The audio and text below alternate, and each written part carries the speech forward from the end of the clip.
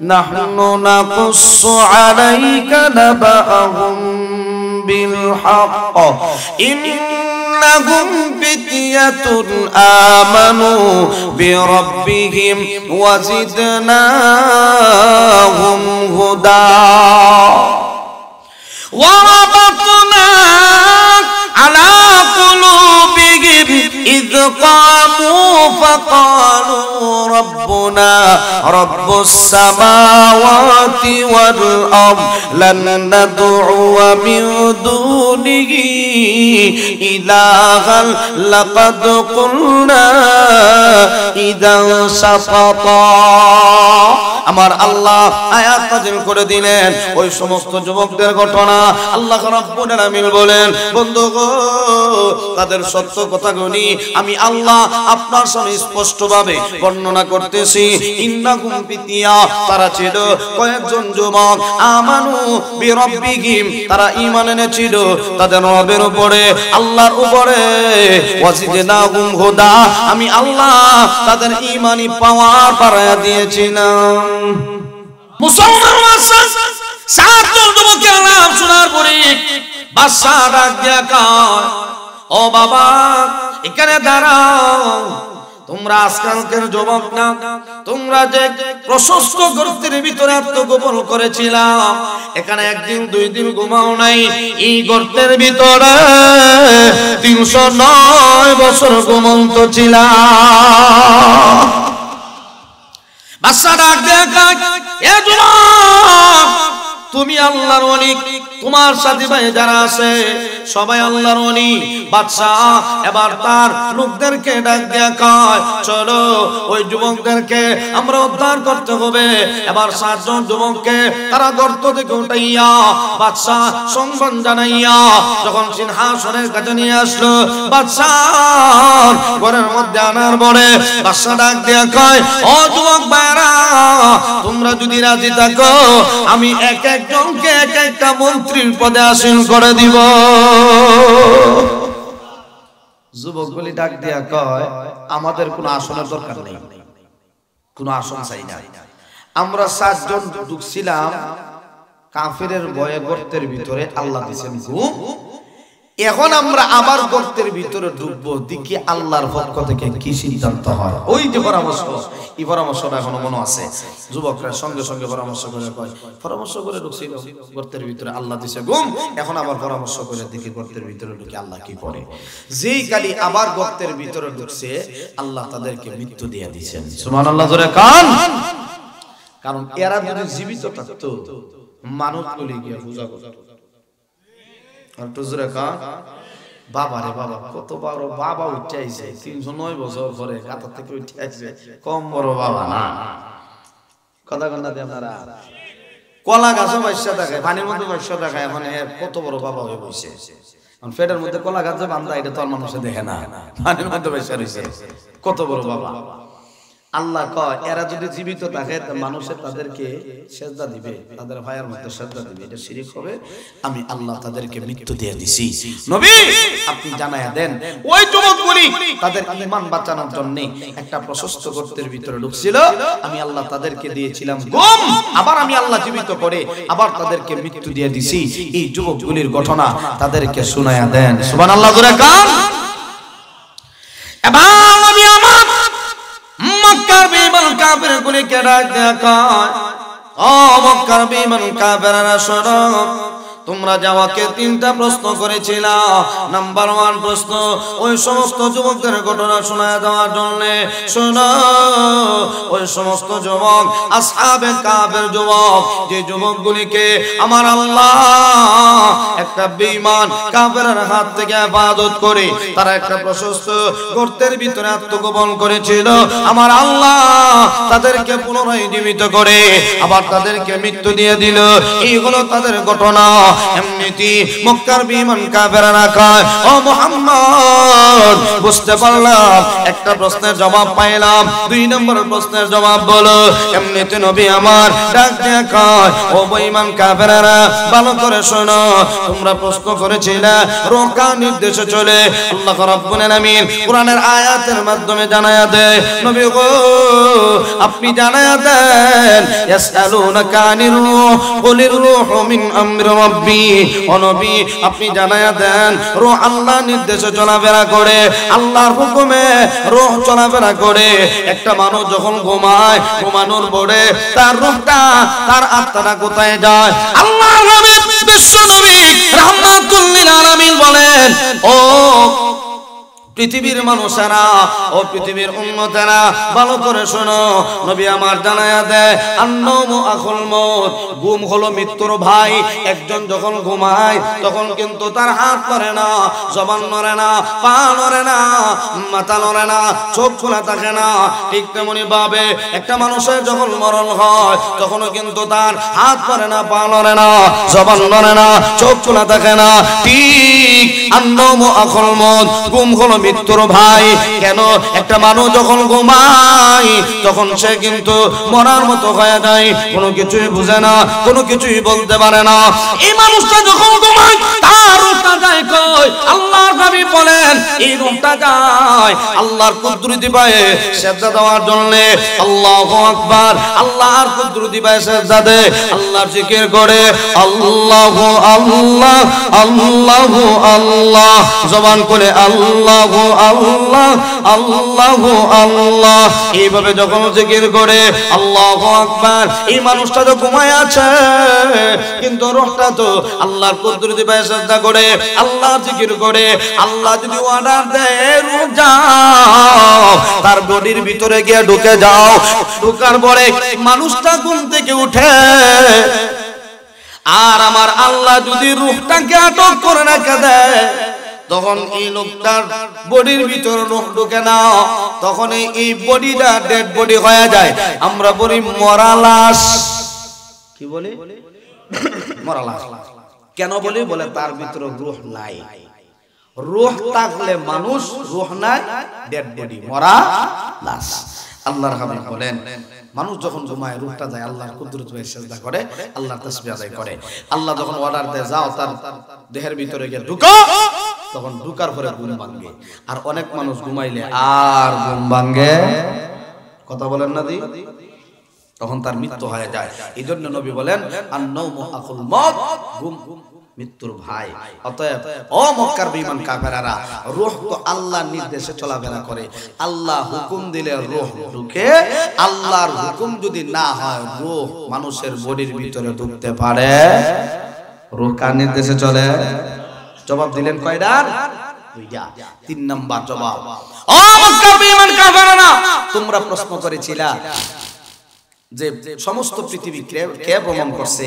নবী আবার জানায় দেয় শোনো, সমস্ত পৃথিবী যে ভ্রমণ করছে বাদশা যুলকারনাইন। সুবহানাল্লাহ। ইয়াসআলুনাকা আন যিল কারনাইন, আল্লাহ বলেন নবী ওরা আপনাকে যুলকারনাইন সম্পর্কে প্রশ্ন করে, আপনি জানায়া দেন এই বাদশা সমস্ত পৃথিবী ভ্রমণ করছেন। সুবহানাল্লাহ, সমস্ত পৃথিবী। তো আমার ভাই আজকের এই বয়ান থেকে আমরা কি পাইলাম? একটা সবক হইল ইনশাআল্লাহর সবক। কিসের সবক? ইনশাআল্লাহর সবক। আমরা কোন কাজ করতে গিয়ে কি বলবো? ইনশাআল্লাহ। তাহলে ইনশাআল্লাহ বললে আমাদের লাভ কি হবে? বলে আল্লাহ সব কাজে আমাদেরকে সহযোগিতা করবেন। 2 নাম্বার সবক, এই যুবকদের ঘটনা বলার উদ্দেশ্য আল্লাহ কি বুঝাইলেন?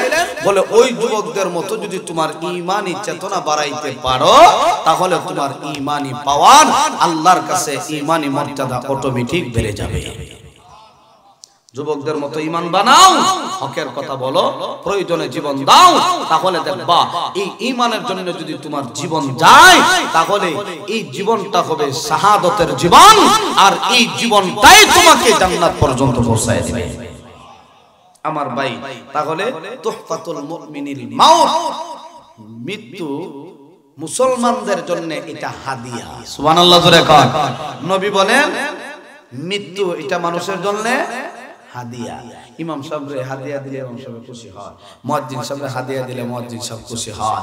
আল্লাহর নবী বলেন সত্যিকার মুমিন যারা তারা শাহাদাত বরণ করতে অটোমেটিক আনন্দিত হয়, এটাকে তারা হাদিয়া হিসাবে গ্রহণ করে নেয়। সুবহানাল্লাহ। এই জন্য আমার ভাই কত বড় বড় আলিম উলামারা কোরআনের পাখি সহ কত বড় বড় আল্লাহ ওয়ালারা শাহাদাত বরণ করে দুনিয়া থেকে বিদায় হয়ে গেছেন। এই জন্য এই সমস্ত যুবকদের মতো যদি আমাদের ঈমান মজবুত বানাইতে পারি তাহলে আল্লাহ আমাদেরকে দুনিয়াতেও দামি বানায়া দিবেন, পরকালেও দামি বানায়া দিবেন। আল্লাহ আমাদের সবাইকে সঠিক মুসলমান হয়ে পরিপূর্ণ ঈমানদার হয়ে কবরে ঢোকার তৌফিক দান করুন। সকলে বলি আমিন। ও ভাই হাকিমুল উম্মত হযরত আশরাফ আলী থানভী রাহমাতুল্লাহ আলাইহি এটা কিচ্ছা লেখছে। এক বেটা পকেট ভর্তি টাকা লইয়া বাজারের দিকে রওনা দিছে, একটা গরু কিনে আনতো। কুরবানির সময় এটা জবাই করত। যখন টাকা পয়সা লইয়া বাজারের দিকে রওনা দিছে, রাস্তার মধ্যে এক লোকের সাথে দেখা। ভাই আপনি কই যান? বলে বাজারে যাই গরু আনবো, এটা আনার পরে কুরবানির সময় এটা জবাই করব। তখন লোকটা ডাক দিয়া কয়, ভাই আপনি ইনশাআল্লাহ বলেন, যদি আল্লাহ চায় তো আমি বাজার থেকে একটা গরু কিনে আনবো, ইনশাআল্লাহ এটারে কুরবানির দিন আমি জবাই করব ইনশাআল্লাহ। এই লোকটা ডাক দিয়া কয়, এ ভাই পকেট ভর্তি টাকা আছে, বাজারে গরু আছে, ইনশাআল্লাহ বলার কি দরকার আছে? এই কথা কইয়া বেচারা ঢুকছে বাজার।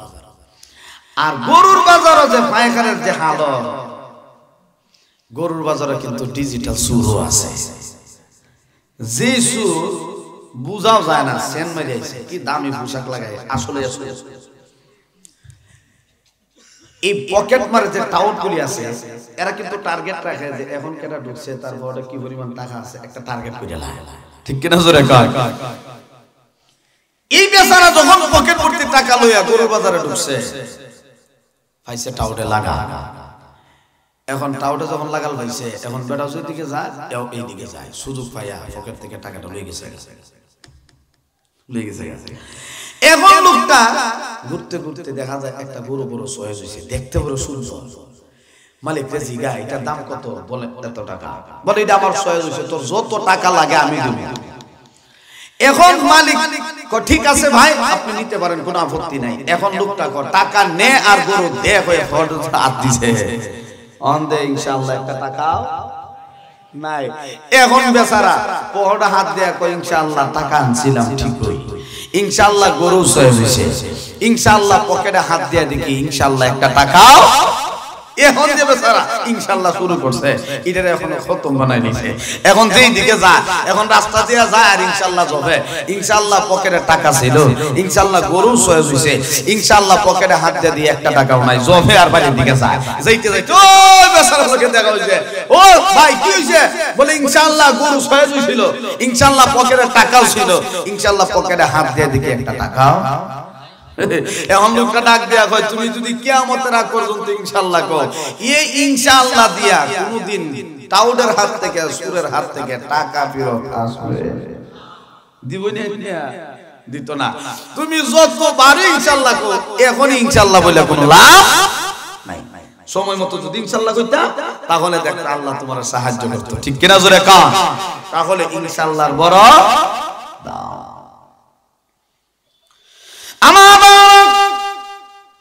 আল্লাহ রাব্বুল আলামিন আয়াত নাযিল করে দিলেন, ও নবী কোন কাজ করতে গিয়ে আপনি এই কথা বলবেন না, আগামী কাল আমি এই কাজটা করব ইনশাআল্লাহ বলবেন। যদি আল্লাহ চায়, আল্লাহ যদি চায় আমি বাড়িতে যাব, আল্লাহ যদি চায় আমি ঢাকা যাব, ইনশাআল্লাহ আমি এই মুহূর্তে বাড়ি যাব, ইনশাআল্লাহ আল্লাহ আমাকে ভালোই খাওয়ায়, ইনশাআল্লাহ আমি বাজারে যাব। সব কাজে আপনি যখন ইনশাআল্লাহ বলবেন তাহলে দেখবেন প্রত্যেকটা কাজে আপনার বরকত হবে। আল্লাহ রাব্বুল আলামিন উম্মতদেরকে শিক্ষা দিয়েছেন, নবীর উম্মতদেরকে আমার আল্লাহ শিক্ষা দিয়েছেন, ও পৃথিবীর বান্দা বান্দিরা, কোন কাজ করতে গিয়া তুমি এই কথা বলবা না আমি আগামী কাল এই কাজটা করব, না না, ইনশাআল্লাহ বলবা। ইনশাআল্লাহর বড় দাম। ইনশাআল্লাহ যদি বলো তাহলে তোমার প্রত্যেকটা কাজ আল্লাহ সহজ করে দিবে। শুধু তা না, এবার আমার আল্লাহ জিবরাইলকে পাঠায়া দিলেন, জিবরাইল রে আমার বন্ধুর কাছে যাও, আমার বন্ধুকে ওই মক্কার বিমান কাফেররা যে তিনটা প্রশ্ন করেছিল এই তিন প্রশ্নের জবাব শোনায়া দাও। জিবরাইল হাজির হয়ে গেল। আল্লাহু আকবার। এবার জিবরাইল কয়, ও নবী, মক্কার বিমান কাফেররা যে তিনটা প্রশ্ন করেছিল এই তিন প্রশ্নের জবাব আমার আল্লাহ আমাকে দিয়া আপনার কাছে পাঠায়া দিয়েছে, আপনি জানায়া দেন। এক নাম্বার তারা প্রশ্ন করেছিল ওই সমস্ত যুবকদের ঘটনা আমি যে তেলাওয়াত করলাম সূরা কাহাফ, কাহাফ মানে কোন প্রশস্ত করত, ওই সমস্ত যুবকদের ঘটনা, যে যুবকগুলি তাদের ঈমান বাঁচানোর জন্য আল্লাহু আকবার প্রশস্ত একটা গর্তের ভিতরে আত্মগোপন করেছিল, তাদের ঘটনা শোনায় দেওয়ার জন্য আপনি জানায়া দেন। আল্লাহ রাব্বুল আলামিন বলেন, আবু লাহাব হাতের মধ্যে কঙ্কর গুলি উঠাইয়া নবীকে একটা শব্দ বলল, তাব্বাল্লাকা ইয়া মুহাম্মদ আনি গাদা জামাতানা, ও মুহাম্মদ তুমি ধ্বংস হয়ে যাও, এই জন্য নাকি আমাদেরকে একত্রিত করেছো কালিমার দাওয়াত দেওয়ার জন্য। আবু লাহাব শুধু এই কথা বলে থামে নাই, হাতের মধ্যে কঙ্কর উঠাইয়া আমার নবীর চেহারার দিকে যখন মারবে এমনি আবু লাহাব তাকায় দেখে একটা প্রাণী, বিশাল আকারের একটা প্রাণী হা করে তার সামনে দিকে আসতেছে। আবু লাহাব ভয়ে তার হাত থেকে কঙ্কর গুলি মাটির মধ্যে পড়ে গেল। আমার আল্লাহ আয়াত নাযিল করে দিলেন, নবী গো, আবু লাহাব বলেছে আপনি ধ্বংস হয়ে যাওয়ার জন্য, নবী আমার আপনি তো ধ্বংস হবেন না, বরং আমি আল্লাহ আবু লাহাবের দুইটা হাত ধ্বংস করে দিলাম।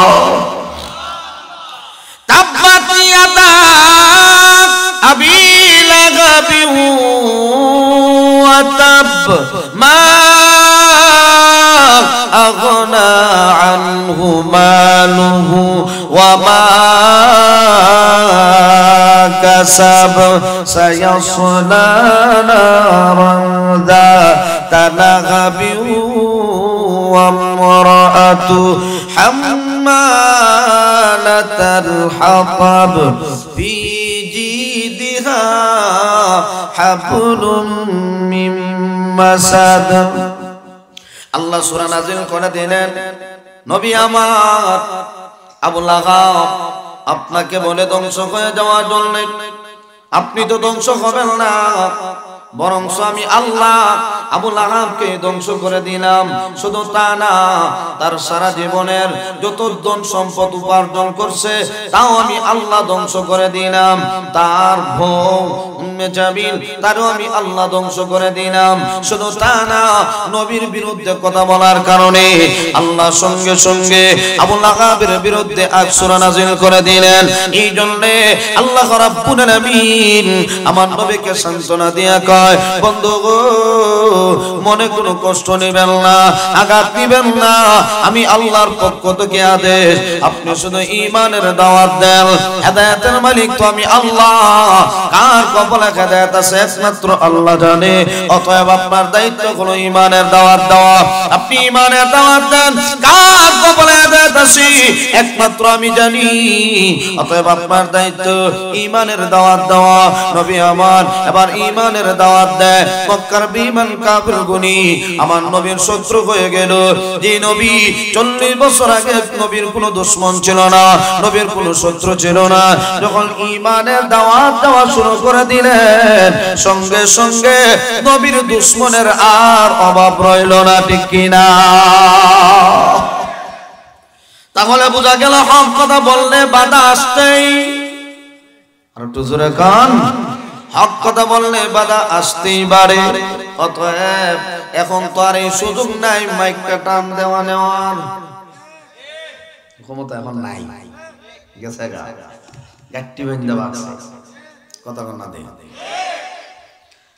সুর যখন চুরি করে তখন কিন্তু রাস্তা বাইর করে চুরি করে, যদি ধরা পড়তে জব করে কথা না দেয়। সুর যখন চুরি করে তার রাস্তাটা বের করে চুরি করে, আমি তো বুঝে দরতালে উপায় থাকে। এখন যখন মিছিল শুরু হয়েছে আইতাছে যে মিছিলের ফাহা আইতাছে, আগে গাড়ি উঠতে রেডি রাখি, আগে রেডি রাখছে আর এটা আইলই মুগা ইয়েস হই কথা না দিই বাগজা না। এখন নেতা নেতা মাইক নেওয়ার ক্ষমতা নাই, নাই বিলকুল। ওখানে যদি নাম লজ আমি লিক করি কিলাই মারি কথা দিই। এক মাহফিলে গিয়ে কালেকশন করতেছি, একবার ইশারা দিয়ে হুজুর হেঁটে তো লিক করতে হতো, এরকম কিছু টিয়া দিত। তে সাথে সাথে ওইটা হুজুর আমি এখন এটা বাদ দেওয়ান জামাতকে ভর্তি হয়েছি। তাহলে বোঝা গেল দল বেশি ডরায় মানুষ না বলো না ডরাইয়া, ঠিক কিনা সুরে কর না বলো না। এই দলের ভাই হক কথা বললে বাধা আসতেই পারে। নবী আমার যখন ইমানের দাওয়াত দেওয়া শুরু করে দিলেন, নবী আমার মুক্তির বিরুদ্ধে কথা বলে। মক্কার বেঈমান কাফেররা আমার নবীকে নবী মানে না। নবী যে ইমানের দাওয়াত দেয়, নবীকে তারা নবী মানে না। বলে মুহাম্মদ আমার কেমনে নবী হয়ে গেল, আমাদের সাথে চলাফেরা করে, আমাদের সাথে বাজারে যায়, অতএব মুহাম্মদ কেমনে নবী হয়ে গেল, আমরা নবী মানি না। এক পর্যায়ে মক্কার বেঈমান কাফেররা তারা একটা বৈঠক করলো, পরামর্শ করে মুহাম্মদ যে নবী দাবি করে এটা সত্য না মিথ্যা যাচাই বাছাই করার দরকার আছে না নাই। এখন তারা পরামর্শ করে যাচাই বাছাই করে এই মুহাম্মদ সত্যিকারের নবী কে নবী না। এখন তারা পরামর্শ বসলো, একটা বৈঠক বসে তারা সিদ্ধান্ত নিল, আমরা জানতে চাই মুহাম্মদ আসলে উনি সত্যিকারের নবী কে নবী না। অতএব তিনি নবী কি নবী না এটা তো জানে তাওরাত কিতাবের আলেমেরা। ও ভাই, তাওরাত কিতাবের ভিতরে আমার নবীর আলোচনা ছিল কি ছিল না? আর জোরে কান জাবুরে ইনজিলে আমার নবীর কথা আছে ছিল।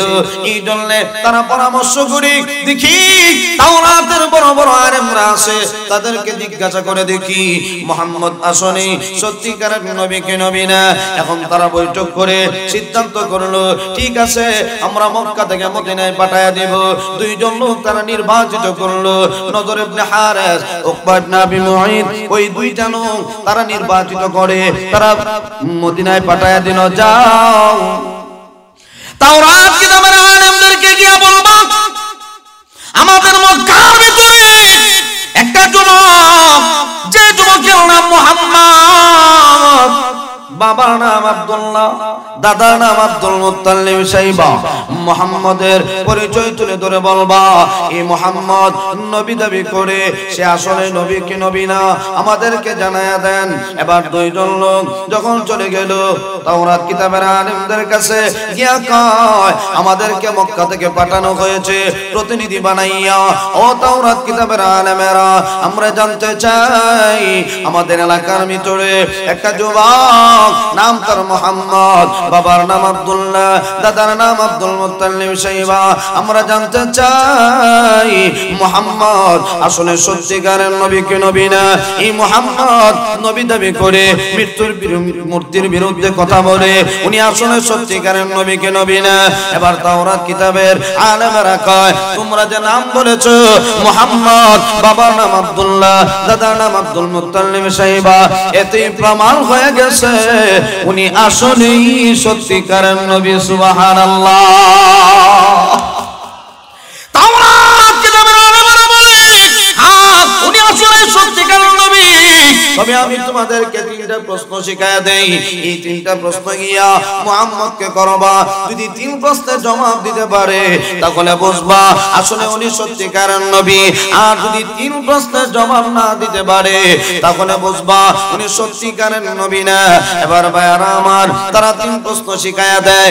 ও প্রতিনিধি দলেরা শোনো, এক নাম্বার মুহাম্মদকে প্রশ্ন করবা, ও মুহাম্মদ আমরা জানতে চাই ওই সমস্ত যুবকদের ঘটনা যারা প্রাচীনকালে তাদের শহর ত্যাগ করে প্রশস্ত একটা গর্তের ভিতরে আত্মগোপন করেছিল, ওই সমস্ত যুবকদের ঘটনা আমাদেরকে শোনায়া দাও। দুই নাম্বার, ও মুহাম্মদ মানুষ দুই জিনিসের সমন্বয়, একটা হলো রূপ আর একটা হলো বডি। বডির ভিতরে যদি রূপ থাকে তাকে মানুষ বলা হয়, বডির ভিতরে যদি রূপ না থাকে এই বডিটা ডেড বডি হয়ে যায়। অতএব মুহাম্মদ আমরা জানতে চাই রূহ কার নির্দেশে চলে। তিন নাম্বার, ও মুহাম্মদ আমরা জানতে চাই ওই লোকটার পরিচয় আমরা জানতে চাই যিনি সমস্ত পৃথিবী ভ্রমণ করছেন, ওনার নামটা কি আমাদেরকে শোনায়া দেন। এবার এই তিন প্রশ্ন তাদেরকে শিখায়া দিল। যাও এবার মক্কার মধ্যে যাও, মুহাম্মদকে তিনটা প্রশ্ন করবা, যদি তিন প্রশ্নের জবাব দিতে পারে তাহলে বুঝবা আসলে তিনি সত্যিকারের নবী, যদি না দিতে পারে তাহলে বুঝবা উনি সত্যিকারের নবী না। এবার ভাইয়ারা আমার, তারা মক্কায় ফিরে আসলো, নেতাদেরকে বলে শোনো তাওরাত কিতাবের আলেমেরা আমাদেরকে তিন প্রশ্ন শিখায়া দিয়েছে। এক নাম্বার হলো ওই সমস্ত যুবকদের ঘটনা, যে সমস্ত যুবকেরা তাদের প্রশস্ত একটা শহর ত্যাগ করে প্রশস্ত একটা গর্তের ভিতরে আত্মগোপন করেছিল, ওই সমস্ত যুবকদের ঘটনা জানায় দেওয়ার জন্য। দুই নাম্বার মুহাম্মদকে প্রশ্ন করব রূহ কার নির্দেশে চলে।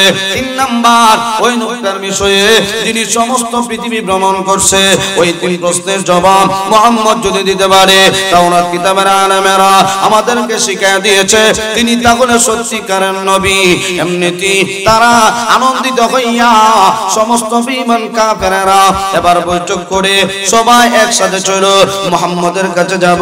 বড় বড় লিডার বড় বড় নেতা এবার নবীর কাছে আসছে, আসার পরে আমার নবীকে প্রশ্ন করে, ও মুহাম্মদ সাল্লাল্লাহু আলাইহি ওয়াসাল্লাম আমরা জানতে চাই আপনি নবী কি নবী না, এটা আমরা জানতে চাই। মানা না মানা পরের ব্যাপার, আপনি আগে তিন প্রশ্নের জবাব দিতে পারেন তাহলে আমরা আপনাকে নবী মানব, আর যদি তিন প্রশ্নের জবাব না দিতে পারেন তাহলে বুঝবো আপনি নবী না।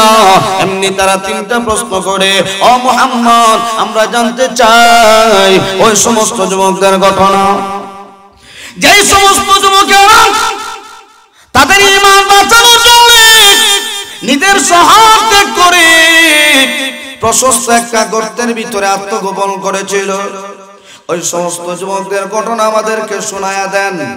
দুই নাম্বার প্রশ্ন, ও মুহাম্মদ রূহ কার নির্দেশে চলাফেরা করে, জবাবটা শোনায়া দেন।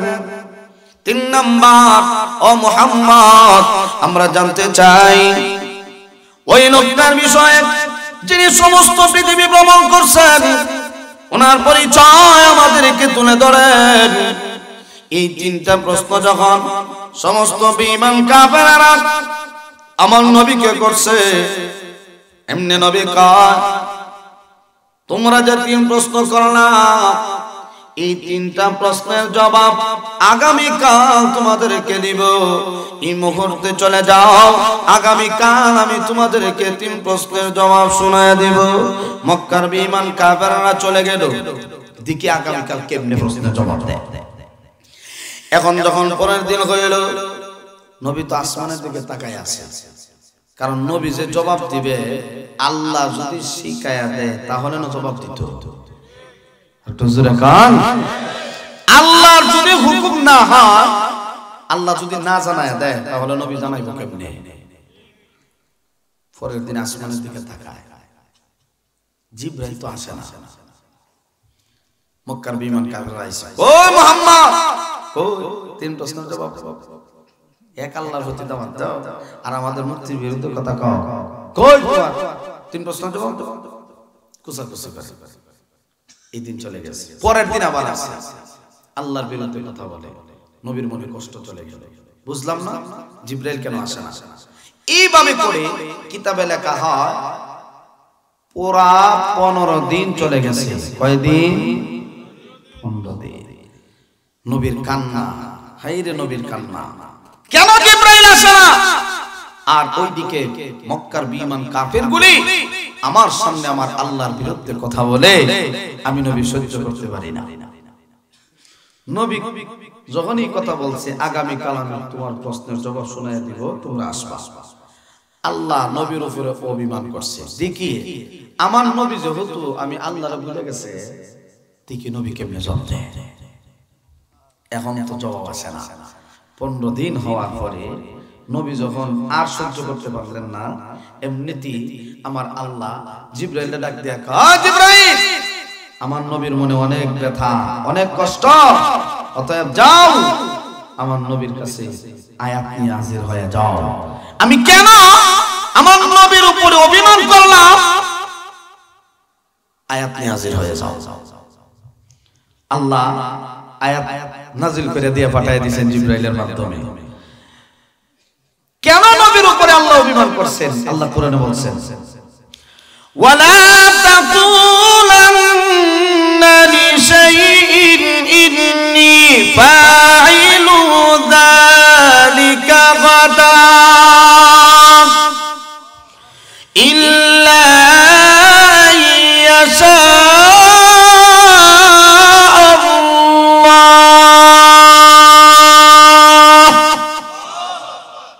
আল্লাহ আয়াত নাযিল করে দিয়েছেন।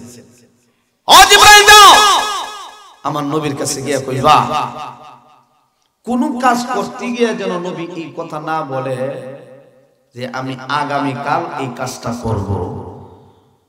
নবীরে জানায় দিবা, ইল্লা আইয়াশা আল্লাহ, আমার নবী যেন ইনশাআল্লাহ বলে। আর একটু জোরে কান, ইনশাআল্লাহ সবক দেওয়ার জন্য আমার আল্লাহ 15 দিন ওহী বন্ধ করে রাখছে। তাফসীরের কিতাবে এর ব্যাখ্যা লেখে, এখানে নবীরে শিক্ষা দেওয়া উদ্দেশ্য না, উম্মতদেরকে শিক্ষা দেওয়া উদ্দেশ্য। সুবহানাল্লাহ জোরে কান। ও নবী, আপনার উম্মতদেরকে জানায়া দিবেন, আপনার কোন উম্মত যদি কোনো কাজ করতে হয় তাহলে যেন আপনার উম্মতেরা ইনশাআল্লাহ বলে। সুবহানাল্লাহ জোরে কান। ইনশাআল্লাহর বড় দাম, ইনশাআল্লাহ বড় দাম। আপনার উম্মতেরা যেন ইনশাআল্লাহ বলে, ইনশাআল্লাহ আমি এই কাজ করব, ইনশাআল্লাহ আমি ঢাকা যাব, ইনশাআল্লাহ বাড়িতে যাব। এই মুহূর্তে আপনি বাড়িতে যাবেন, এই ক্ষমতা আছে? আর একটু জোরে কান। ইনশাআল্লাহ যদি আল্লাহ বাড়িতে নেওয়া, সব কাজে যখন ইনশাআল্লাহ বলবেন, এই ইনশাআল্লাহর বরকতে আল্লাহ অনেক কাজ সহজ করে দেয়। আর একটু জোরে কান। ও নবী, তারা ছিল কয়েকজন যুবক, তারা ঈমান এনেছে আল্লাহর উপরে। আমার আল্লাহ তাদের ঈমানের মধ্যে পাওয়ার দিয়েছিল, ঈমানি পাওয়ার আল্লাহ বাড়ায় দিয়েছে। শুধু তা না, ওয়া রাবাতনা আলা কুলুবিহিম, আমার আল্লাহ তাদের অন্তরটাকে এমন ভাবে দৃঢ় বানায় দিল, এত শক্তিশালী হয়ে গেল। ইয কামু ওয়া ক্বালু রাব্বুনা রাব্বুস সামাওয়াতি ওয়াল আরদ, ওই যুবকগুলো ঈমান কাফেরদের সামনে দাঁড়ায় কয়, ওয়া ক্বালু রাব্বুনা রাব্বুস সামাওয়াতি ওয়াল আরদ, আমরা ঈমান এনেছি ওই রবের উপরে যে রব আসমান বানাইলেন, জমিন বানাইলেন, ওই রবের উপরে আমরা ঈমান আনলাম। লান নাদউয়া মিন দুনিহি ইলাহান লাকাদ কুলনা ইযা শাতাতা, আমরা যেহেতু রবের উপরে ঈমান আনলাম, এই মুহূর্তে আমরা 7 জন যুবক কোন মূর্তির সামনে শয়তানের পদাঙ্ক আমরা কখনো অনুসরণ করতে পারবো না। এই হলো আয়াতের তরজমা। এখন ঘটনাটা কি? এখন বিস্তারিত ঘটনা জিবরাইল আমার নবীকে জানায়া দেয়, ও নবী তাদেরকে জানায়া দেন যুবকদের ঘটনা। এখন আল্লাহ বিস্তারিত ঘটনা জানায়া দেন। এক দেশের মধ্যে ছিল এক জালেম বাদশা। ওই বাদশা ছিল মূর্তি পূজক, মূর্তির পূজা করত, আগুনের পূজা করত। তার দেশের মধ্যে একটা প্রথা ছিল, প্রতি বছর একটা মেলা হতো। আর ওই মেলার মধ্যে সব মানুষ গিয়া যেত, তার দেশের যত মানুষ আছে সবাই যাইত, গিয়া প্রত্যেকে মূর্তির সামনে গিয়ে মাথা নত করত। কি করত? মাথা নত। যখন প্রতি বছরের ন্যায় এই বছরও সবাই যখন মূর্তির সামনে মাথা নত করে, এমনি অবস্থায় সিরিয়াল আসতে আসতে একটা যুবকের সিরিয়াল আসছে। সুবহানাল্লাহ জোরে কান। এই যুবকটার যখন সিরিয়াল আসছে, এখন এই যুবকটা যখন মূর্তির সামনে মাথা নত করার জন্য মাথাটা একটু নিচে নামাইছে, হঠাৎ করে একটা গাইবে আওয়াজ, কে তোমার ডাক দেয়া কয় যুবক, কার সামনে মাথা নত করবে? যে আল্লাহ তোরে বানাইছে ওই আল্লাহ কুদরত বেশাদা করবি, মূর্তির সামনে কেন মাথা নত করবি? সুবহানাল্লাহ জোরে গান। এই আওয়াজটা যখন শুনছে, এখন এই যুবকটা মূর্তির সামনে মাথা নত না কইরা একটু দূরে গিয়ে দাঁড়ায় আছে, এই মূর্তির সামনে মাথা নত করছে না। এইভাবে আরেকটা যুবকের সিরিয়াল, এও যখন শব্দ দেওয়ার জন্য দাঁড়াইছে, শুনে একটা আওয়াজ। এই আওয়াজটা শোনার পরে যুবকটা হয় না, মূর্তির সামনে তো মাথা নত করন যাইব না, কে যেন আওয়াজ দিয়ে কইছে, এই যুবকটা একটু দূরে দাঁড়ায় আছে। এইভাবে করে কিতাবে লেখা হয় 7 জন যুবক মূর্তির সামনে মাথা নত না করে দাঁড়ায় আছে।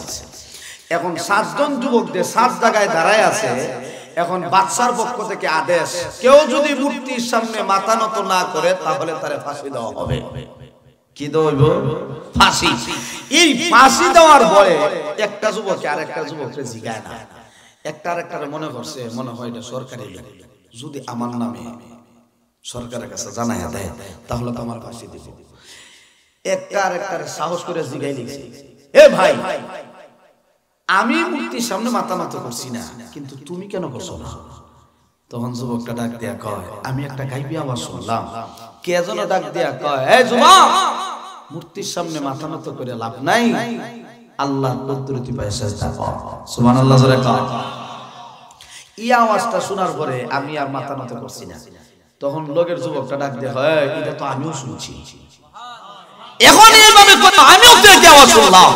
এইভাবে করে 7 জন যুবক তারা ঐক্যবদ্ধ হয়ে গেছে। এখন আমরা আর মূর্তির সামনে মাথা নত করব না। তখন ঐতিহাসিক একটা সিদ্ধান্তে তারা উপনীত হয়ে গেছে। কি সিদ্ধান্ত? আমরা জীবন দিলে জীবন দিতে রাজি, তবে ঈমান ছাড়তে পারবো না। তারা ঈমান আনছে। এবার আমার সামনে খবর গেল, ও জাহাবনা, আপনার দেশের ভিতরে 7 জন যুবক ওরা মূর্তির সামনে মাথা নত করে নাই, বাদশা তাদেরকে ধরে নিয়ে আসো। 7 জন যুবককে যখন সামনে নিয়ে হাজির করা হইল, বাদশা জিজ্ঞাসা করে, এ যুবকেরা, কেন তোমরা মূর্তির সামনে মাথা নত করো না? যুবকগুলি বলিষ্ঠ কণ্ঠে আওয়াজ দিয়া কয়, এ বাদশা, তোরে যে আল্লাহ বানাইল, আমারে যে আল্লাহ বানাইছে, ওই আল্লাহর কুদরতি পায়ে সেজদা চলবে, কোন শয়তানের পদাঙ্ক অনুসরণ আমরা করতে পারবো না। যখন 7 জন যুবক এই কথা কইছে, বাদশা কয়, তোর কি মাথা নষ্ট হয়ে গেছে গা? তোরা জানোস না আমার সংসদে আইন দেওয়া আছে, যারা মূর্তির সামনে মাথা নত করবে না এদেরকে ফাঁসি দেওয়া হবে। যুবকগুলি ডাক দেয়া কয়, ফাঁসি দিলে দাও, কোনো আপত্তি নাই, ঈমান আনছি তো আনছি, প্রয়োজনে জীবন দিব। সুবহানাল্লাহ জোরে কর। বাদশা কয়, জীবন দিবে তো বুঝলাম, তোরারে 30 মিনিট টাইম দিছি, এই 30 মিনিটের ভিতরে তোমাদের ধ্যান ধারণা পরিবর্তন করে নাও, তাহলে ফাঁসির কাছ থেকে তোমরা বেঁচে যাবে। এমনি যুবকগুলি কয়, 30 মিনিট যেহেতু সময় দিছে, 30 মিনিটে কয় ঘন্টা? আধা ঘন্টা। এই আধা ঘন্টার টাইম যেহেতু বাদশার পক্ষ থেকে আমরা পাইছি, তাহলে এখন এখানে দাঁড়ায় তো লাভ নাই, আধা ঘন্টা সময়ের ভিতরে তো আমরা সিদ্ধান্ত করে বাদশার কাছে জানাই দিতাম। অতএব আমরা এখানে দাঁড়ায় লাভ নাই, চলো আমরা সবাই চলে যাই। 7 জন যুবক তারা চলে গেছে। যাইতে যাইতে যাইতে যাইতে এখন পরামর্শ করে কই যাবো কই যাবো। যাইতে যাইতে গিয়া দিয়ে বিশাল বড় এক পাহাড়, পাহাড়ের তলদেশে গভীর এক গর্ত। এই হলো আসহাবে কাহাফ। আল্লাহ নাজিল করছেন কাহাফ, কাহাফ মানে হলো প্রশস্ত গর্ত। এই যুবকগুলি কহে এখানে একটা গর্ত হয়েছি, এখন সবাই বিসমিল্লাহ কইয়া ঢুকো। ঢুকার পরে দিকে আল্লাহর পক্ষ থেকে কি সিদ্ধান্ত আসে, যেই মুহূর্তে যুবকগুলি ঢুকছে, ঢুকার পরে আমার আল্লাহ তাদের চোখের মধ্যে ঘুম পাড়াইয়া দিছে। এই যুবকগুলির দিলের ভিতরে এতই মানে পাওয়ার ছিল, মূর্তির কোনো পাওয়ার নাই। এই মূর্তির সামনে মাথা নত করব, এটা কি পাগলে ধরছে? না, মাথা নত করা যাবে না। আচ্ছা, মূর্তির কোনো পাওয়ার আছে না? আপনি বিবেক দিয়ে চিন্তা করে বলেন, কোন শক্তি আছে? নাই নাই। আমওয়াতুল গায়রু আহইয়া,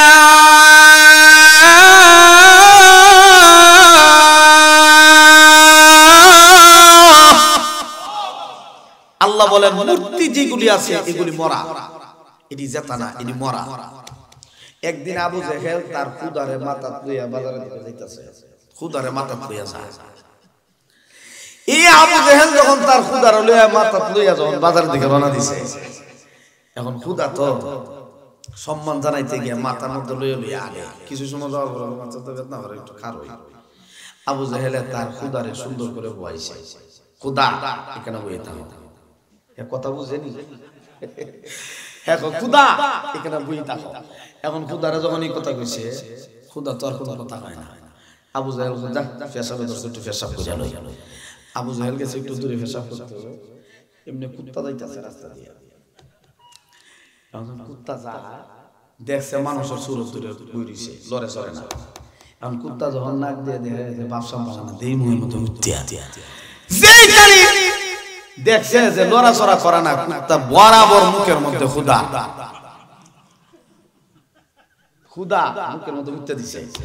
যেই কালি খুদার মুখের মধ্যে মুত্তা দিছে, আবু জেহেলে তাকায় দে, হায় রে সর্বনাশ, আমার খুদার অবস্থা খারাপ, কুত্তা মুত্তা দিছে।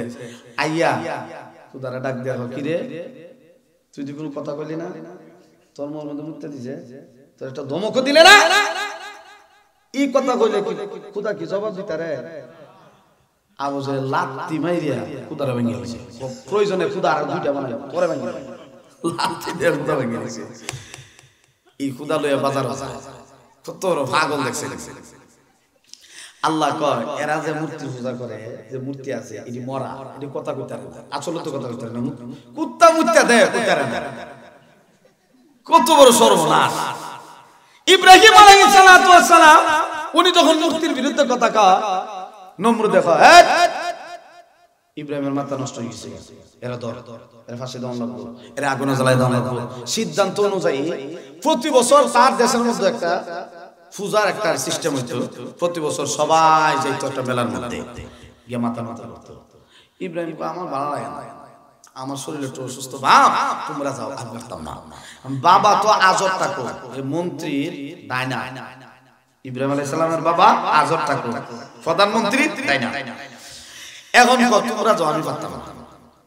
তো আজব থাকো, আমার ছেলে তো সমস্যা যাইতে পারতো না, সবাই সবাই।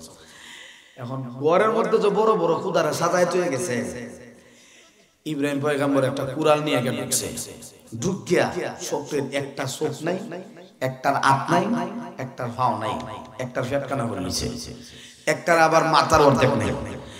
এখন তারা পূজা উজা শেষ করে যখন আইছে, আর ইব্রাহিম পয়গম্বর যে বড় একটা খুদা আছে, এই বড় খুদার কান্দার মধ্যে কুড়ালটা রেখে দিছে, কুড়ালটা রেখে যেই আয়া ঢুকছে, কিরে আমাদের খুদার কি সর্বনাশ কেডা করছে, এটা সন্দেহ করিয়া ইব্রাহিম আলাইহিস সালামকে টার্গেট করছে, কইরা কয় এটা ইব্রাহিমের করবে, মানে এত মূর্তির সামনে মাথা নত করে না। এ আমরা খুদারে একটার কান ভেঙেছে, একটার চোখ কানা করে নিছে, একটার হাত নাই, একটার পাও নাই, কি সর্বনাশ করছে। এখন ইব্রাহিম পয়গম্বর কয়, আচ্ছা তোমরা যেহেতু আমার সন্দেহজনক আমারে দর্শ, সমস্যা নাই, তবে ওই যে বড় খোদা দাঁড়ায় রয়েছে খান্দার মধ্যে যে কোরআন এইটারে জিগাও সে কেডা বানছে। আচ্ছা কোন তো দি এটা কইতার বল এখন তো হেরা করছে বিপদ হাইরে ঠিক তো আছে অন জিগা কি রে হে তোর কথা কয় না মাথা নষ্ট খোদা তোর কথা কয় না। যাক এখন তো ইব্রাহিম আলাইহিস সালামের ধরার কোনো সুযোগ কারণ খোদা না কইলা না যে আমার সন্তান হয়েছে ইব্রাহিম কারা করেছে ধর এই কথা তো কইতারা না। তো মূর্তির কোনো ভান নাই যুবকগুলি মূর্তির সামনে মাথা নত করতাম ঢুক প্রশস্ত গর্তের ভিতরে ঢুকো আমরা সবাই মরলে একসাথে বাঁচলে একসাথে সুবহানাল্লাহ করে কা যেই কালি গর্তের ভিতরে ঢুকছে আল্লাহ তাদের চোখের মধ্যে দিছে ঘুম এমন ঘুম ঘুমাইছে ঘুমাইতে ঘুমাইতে ঘুমাইতে ঘুমাইতে 309 বছর ঘুমাইছে। আর একটু জোরে কা কয় বছর মির্জার গাঁও কে 1 বছর ঘুমায়নি লাগাতার জিও বলো। আচ্ছা 1 মাস কেউ ঘুমায়নি লাগাতার 1 মাস ঘুমায়নি কেউ 1 সপ্তাহ 3 দিন পর্যন্ত লাগাতার যে কেউ ঘুমায় এলাকা মানুষ পাগল হয়ে গেছে এরা ডাক্তার দেখাও। এই যুবকগুলি ঘুমাইতে ঘুমাইতে 309 বছর ঘুমাইছে 309 বছর যখন ঘুমাইছে আত্মা ঘুমাইছে। ঘুম ভাঙার পরে ছিদ্রতে তাকায় দেখে সূর্য অস্ত যায় যায় ভাব। এরা ঢুকছিল জোহরের আগে আর যখন দেখছে সূর্য অস্ত যায় যায় ভাব এখন একটা ঘুম ভাঙছে তাড়াতাড়ি বাদশাহ কইছে আধা ঘন্টার ভিতরে আমরা সিদ্ধান্ত জানাইতাম সূর্য অস্ত যায় যায় ভাব আমরা নামাজ হয়ে গেছে দুই রাকাত কাজ হয়ে গেছে গা 2 ওয়াক্ত নামাজ অতএব তাড়াতাড়ি উঠে ওযু করে নামাজ পড়ো। এখন সবাই যখন উঠছে এখন উঠার পরে পেটের মধ্যে ভুক লাগছে সাথে কোনো খাবার নাই অল্প খাবার নিয়ে যে ঢুকছেন এই খাবারটা আল্লাহ ভালো রাখছে এই অল্প খাবার তো আর পেট ভরতো না। এখন দাও একজন বাজারে যাও বাজারে গিয়া আমাদের জন্য কিছু খাবারের ব্যবস্থা করে আসো। সাবধান যদি বাদশা খবর পায় তাহলে কিন্তু আমাদের অবস্থা খারাপ। আমরা লুকায়া ঢুকছি অতএব ঘুমাচ্ছে তুমি যে যাইবা লুকায়া যাইবা বাদশার লোকেরা যেন খবর না পায়। এই 7 জন যুবকের মধ্যে একজনে বানাইছে পরামর্শ করে আর হ্যাঁ যখন বাইরিছে এই যুবকটা বাইরিয়া এখন আডে আর বুঝলাম না এই অল্প সময়ের ভিতরে ডানে বামে বড় বড় বিল্ডিং কেমনে হইল আধা ঘন্টার ভিতরে ঢুকছি গর্তের ভিতরে ঘুমাইলাম কিছু সময় এখন উঠটা দিয়ে 5 তলা বিল্ডিং 10 তলা বিল্ডিং কেমনে হইল। আপনার গ্রামের অবস্থা আপনি বুঝেন না মির্জার গাঁও আপনার গ্রাম এখন এই মির্জার গাঁও অনেক টিনের ঘর আছে সব কিছু ফাঁক হয়ে যায় আধা ঘন্টার ভিতরে আপনার মনে মধ্যে একটা প্রশ্ন থাকতো না বুঝলাম না আধা ঘন্টা আগে দেখলাম কি আর হইল কি। এখন যুবকটা যায় আর চিন্তা করে বুঝলাম না এত বড় বড় বিল্ডিং যা গে হোটেলে গেল ঢুকার পরে মালিক এখানে এখানে গিয়ে কয় আমার তো কিছু খাবার ব্যবস্থা করো। যখন খাবারের ব্যবস্থা করছে এখন ডাক দেখ ওনারা কিছু খাবার দাও খাবার টাবার দেওয়ার পরে 309 বছর আগে মুদ্রা দিছে সুবহানাল্লাহ জোরে কর কয় বছর আগে 309 বছর আগে মুদ্রা দিছে যুবকটা মালিক দিছে নেন দেওয়ার পরে এখন মালিককে চাপটা দিয়ে ধরছে তোর বাড়ি করি যুবক লা হাওলা ওয়ালা কুওয়াতা ইল্লা বিল্লাহ এই মনে হয় বাদশার কাছে লয়ে দিব গিয়া আর বাদশা যদি জানে আমারও তো মারবই আর সাথী ভাই 6 জন আছে অবস্থা খারাপ সবাই শেষ। এখন এই লোকটা দইরা কয় চলো তোমারে বাদশার দরবারে হইব কইব ইয়া আল্লাহ জি বাদশার বই করতে ঢুকছে উনি বাদশা দরবারে দিতে সর্বনাশ উপায় নাই। আর এই যুবক তো আর জানে না কত বাদশার পরিবর্তন যে আল্লাহ ঘটাইছে সুবহানাল্লাহ জোরে কর। এখন যুবকটা বাদশার দিকে যায় লোকটা যখন ধরে ধরে লইয়া যায় ছায়া দেখে অবস্থা তো ভালো না খালি পরিবর্তন মাঝে মাঝে দেখবেন গাঁও গ্রামে অনেক চাচা এমন আছে ঢাকা শহরে গিয়ে এমন বেকল সাজে জীবনও দেখছে না এই গ্রামগঞ্জের অনেক চাচারাও আছে যদি যে বেটা 10 তলা বিল্ডিং দেখছে না ঢাকা শহরে গিয়া যদি 15 তলা বিল্ডিং দাঁড়ায় দাঁড়ায় বনে অত বড় বড় বিল্ডিং 1 তলা 2 তলা 3 তলা 5 তলা বনে তো মাঝে মধ্যে কিন্তু ঢাকা শহরের টাউডে লাগান ভাই যায় তো এক চাচা যখন তালা গনে তো একটা ওটা পিছন থেকে খেয়াল করতেছে চাচা তো তালা গনতেছে লক্ষণ তো ভালো না। এখন এই টাউডের চাচার কানে কানে গিয়া ও চাচা কি খবর কি গনেন বলে তালা গনে বলে প্রতি তালায় 5 টাকা রং লাগবে। এখন এই মুরব্বি বসে বিপদে হাই রে হা কি রে প্রতি তালায় বুঝি 5 টাকা তো সমস্যা নাই আমি গনছি 11 তালা কইব 60 তালা গনছে কয় তালা কইব কয় তালা চারতলা। এখন যুবকটা চাচা কোন পর্যন্ত গেছেন? চাচা মনে মনে কয় গেছি তো 11 তলা 4 তলা। এখন চাচা 4 তলা পর্যন্ত গেছি, এর আগে এরপরে আর যেতে পারছি না। এখন তাও দেখো 20টা টাকা দিলাম আমি যাই। এখন মুরব্বী 20 টাকা দিয়ে আর মুসকি মুসকি আসে, তুই আমার থেকে কি বাট পার, কোনছি 11 তলা দিছি 4 তলা টাকা। এমন চাচা আছে। তো এই যুবকটা যখনই পরিবর্তন দেখছে, যাইতে যাইতে এখন লোকটা লয়ে গেছে, লোকটারে ধরে একবারে বাদশার দরবারে। এখন যে সিংহাসনের ভিতরে গিয়ে ঢুকছে, আল্লাহ, এখন তো দেখা যায় যে যেই চেয়ারের মধ্যে বসা আছে, এই চেয়ারের মধ্যে যে বাদশা, এই বাদশার মাথার মধ্যে ফাগরি, পরনে জুব্বা। যুবকটা কইলে গেল হিডা কো, আইলাম কই আর গেল কো হিডা কো। একটারে জিজ্ঞাসা হিডা কই গেছে, বলে হিডা কিটা। 309 বছর আগের কথা, কোনো খবর আছে নি হিডা কো। এবং ওই বাদশার কথা, যে বাদশার বয়কে করতে ঢুকছি, এই বাদশার কই রে গেছে। এবার বাদশা দরবারে বলে, এই মুসলমান বাদশা জিজ্ঞাসা করে, বাবা তোমার পরিচয় বলো। যুবকটা ডাক দিয়া কয়, ও জাহাপনা, আমরা কিছুই জানি না, আমরা 7 জন যুবক। বাদশা বলে, আমরা একটা গর্তের ভিতরে আত্মগোপন করেছিলাম, হঠাৎ করে আমাদের ঘুম ভেঙেছে, সাথী ভাইরা আমাকে বাজারে পাঠাইলো খাবার দেওয়ার জন্য। এই খাবার আনার জন্য আমি যখন দোকানে আসলাম, মালিক আপনার কাছে আমাকে ধরে নিয়ে আসলো। এমনি বাদশা ডাক দিয়া কয়, এ যুবক, তোমার কি কোনো পরিচয় আছে? বলে না। তোমার নাম কি? বলো। তোমরা যে 7 জন যুবক আছে নাম বলো।